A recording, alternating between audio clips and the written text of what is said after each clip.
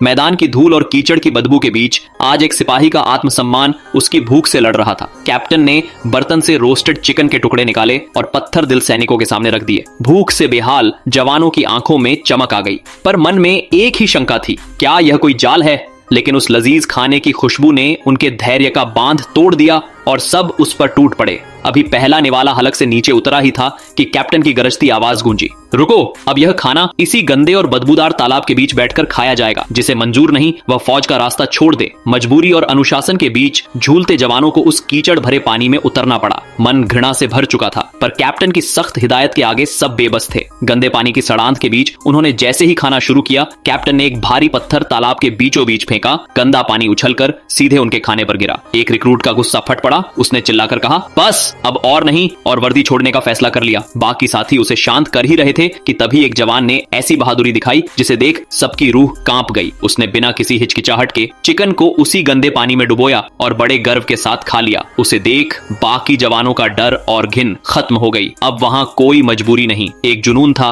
5 minute के भीतर पूरा खाना खत्म हो गया, लेकिन इम्तिहान अभी बाकी था। रात की गहरी खामोशी में जब सब निढाल होकर सो रहे थे, अचानक कान फाड़ देने वाले संगीत ने सबको झकझोर दिया। थकान और गुस्से से सबकी आंखें लाल थीं, पर नींद अब कोसों दूर थी। अगली सुबह एक और कठिन परीक्षा, स्कॉट ट्रेनिंग। दोनों हाथों में पानी से भरे कटोरे थे। एक बूंद गिरने का मतलब था कड़ी सजा। तभी सन्नाटे को चीरती हुई इंस्ट्रक्टर की गोली की आवाज आई। डर के मारे एक जवान गिर पड़ा तो दूसरे को गुदगुदी कर पस्त कर दिया गया। किसी के सिर पर रेत डाल दी गई। एक एक करके सब फेल हो गए। अपमान का बदला लेने के लिए सैनिकों ने इंस्ट्रक्टर की कॉफी में लैक्सेटिव मिला दिया। जैसे ही इंस्ट्रक्टर ने घूंट भरा, उसका पेट जवाब देने लगा। गुस्से और बौखलाहट में उसने एक भारी टायर तालाब में फेंका, यह सोचकर कि जवान डर जाएंगे। लेकिन अब वो रिक्रूट्स नहीं, फौलाद बन चुके थे। उन्हें अब उस गंदे पानी से डर नहीं लगता था। सबने साथ मिलकर जश्न मनाया, क्योंकि आज उन्होंने अपनी घिन और डर दोनों को जीत लिया था।